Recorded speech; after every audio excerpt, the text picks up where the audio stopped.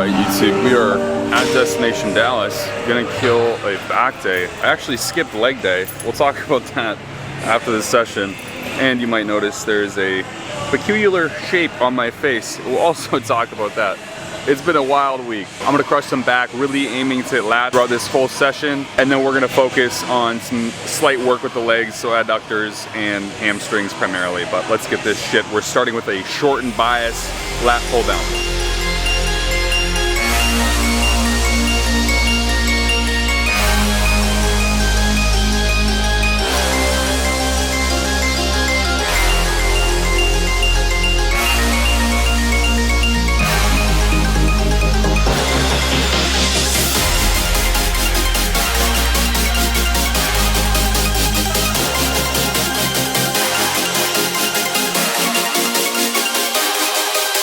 Okay, this next movement is really going to work the mid to shortened positions of the lats. It is a lat pullover via a cable.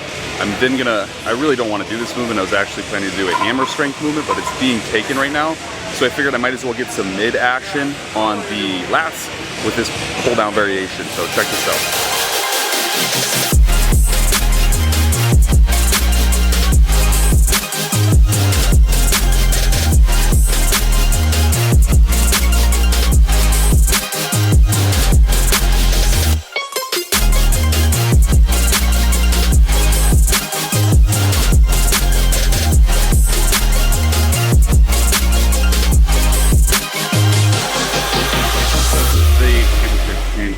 Again, we're gonna hit lats on the assisted pull-up machine.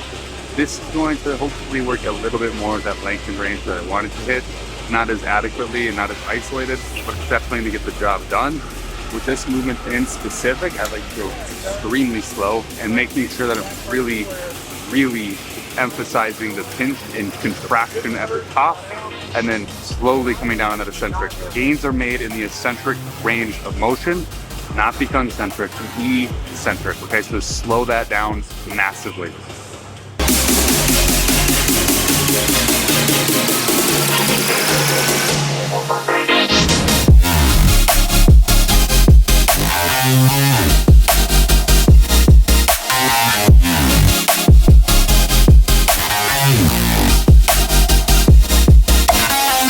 Okay, so now we are hitting those other accessory type movements, specifically glutes and adductors, sort of the pieces of the leg that no one pays direct attention to.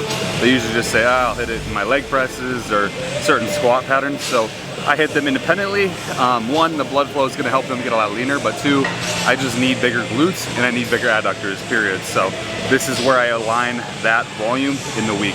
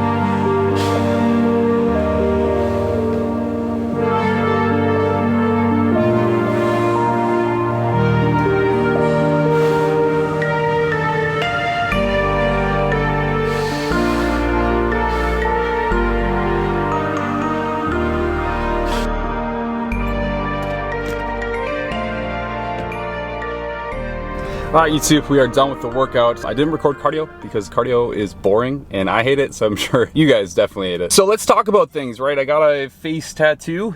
How brave of me, right? Well, for those of you who know me, it is not at all weird to see this. I have talked about getting covered in tattoos head to toe, in modest tattoos, not like ridiculously grungy ones. I want like good looking tattoos, obviously, but that is one of my future ambitions. I don't know why. I can't tell you why. Maybe it's a form of self-expression. self-mutilation, call it what you will. It is just something I've always wanted.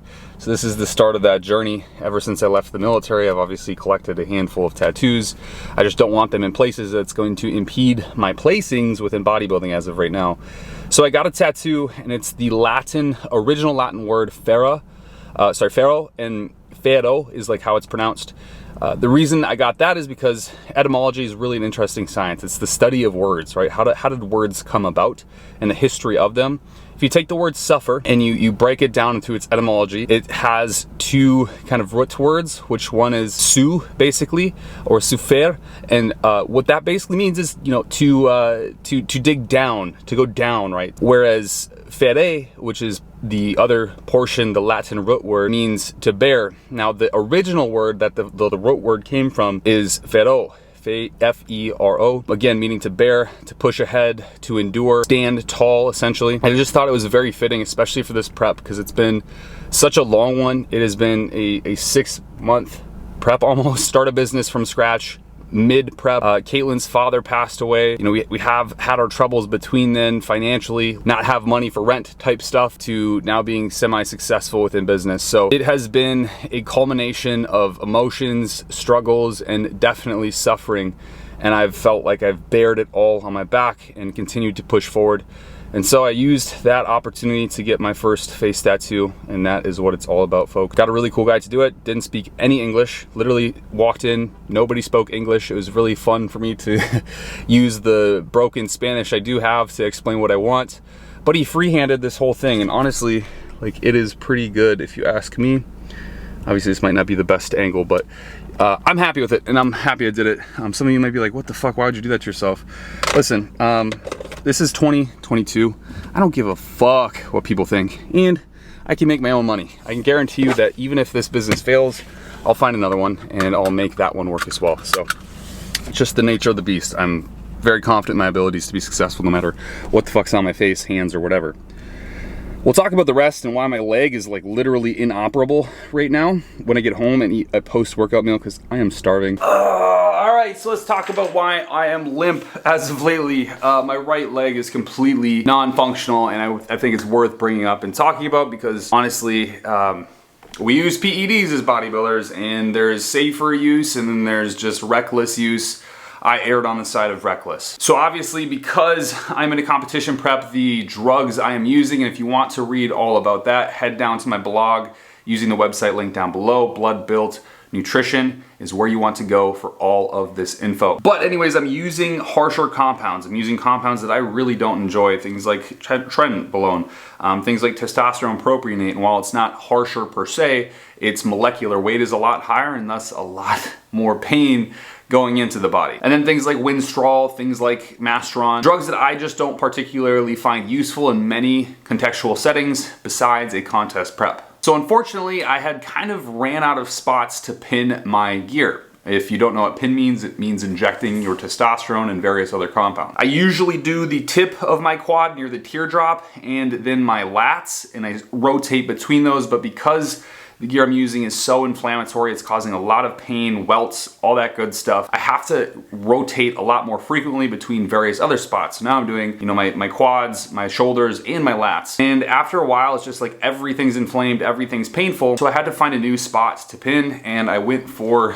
my quads, but I went for my upper quads, which is like, there's a lot of tissue there that you can really, like, there's a ton of nerves in your upper quad specifically, and a lot of muscle insertions and attachments. It's a very sketchy place to pin. I was just kind of being reckless, like, what's the worst that could happen, right? And I pinned there, didn't feel any pain. I was like, wow, that was pretty painless actually. I've never done it before. And it turns out like 3 hours later, I was in excruciating pain, can barely move. And that was 2 days ago, and it is still inflamed massively. I had to skip leg day. My cardio has been nauseating due to the pain. I don't want to stop because I know I can push through the pain. It is just extremely nauseating because it's so freaking painful. And this is the reality of bodybuilding, folks. You have to be very aware of where your body accepts exogenous hormones best. And for me, that's like my outer quad towards like the sweep, like literally like upper outer, like right here, my shoulders and my lats. I shouldn't have ventured out past that, and it has caused a ton of pain and just discomfort, literally ruining my sleep, ruining how I walk and like how I look. Literally, like I walk like an old man. Caitlin makes fun of me all the time. My recommendation, honestly, for most people is don't pin your quads. Brandon Harding just made a video about this as well. He did the same thing. His legs were inflamed. He kept getting inflamed legs. He had to go to the doctor and get antibiotics. For whatever reason, the quads are just hypersensitive to anything. I can get away with doing my like upper outer quad pretty freaking easy. I've never had issues there. But my lower outer quad, but my upper quad near like the pocket of my pants, I'm never pinning there again. I don't like to pin my glutes. I get the same kind of feeling there. I just prefer the shoulders, even the traps, honestly, which sounds crazy, but you gotta try it. Don't knock it until you try it. These things are all way better than the upper quad. I highly recommend against it. And it just has absolutely been a detriment to me in this prep for the past 4 days. It's just really slowed me down. I've still got all my cardio done. I've still got all my training done. I just moved the leg days towards the end of the week for now to see how long it takes to reduce this inflammation. If you guys have any hacks for stuff like this, I'd appreciate a comment down below, because I have been trying all sorts of shit to get this remediated as quickly as possible, like Epsom salt baths and stuff. That's why I'm limping like a fool. That's why I skipped leg day. That is why prep has definitely been a bit harder these past few days and literally nauseating. Caitlin will be in Utah for the next few days. I'm chilling all at home alone in my own abundance. It's gonna be a good time. Anyways, YouTube, I hope you guys appreciated the physique update, a little bit of my stories in the background about my tattoo, and as well my leg and how I'm just completely wrecked right now. Hopefully it provides you some insight. Don't pin your quads, okay? Go for the easy stuff. And I would even recommend just sticking with insulin syringes. I am not using insulin syringes. I'm using 3cc needles in deeper injections, at least 1.5 inches. Again, this isn't what I would recommend. This is just what my coach is having me do. I would not coach people in a similar fashion. Usually I'm just gonna recommend insulin syringes because it's the easiest, least invasive, and probably the least systemically inflammatory. So yeah, that's business as usual, folks.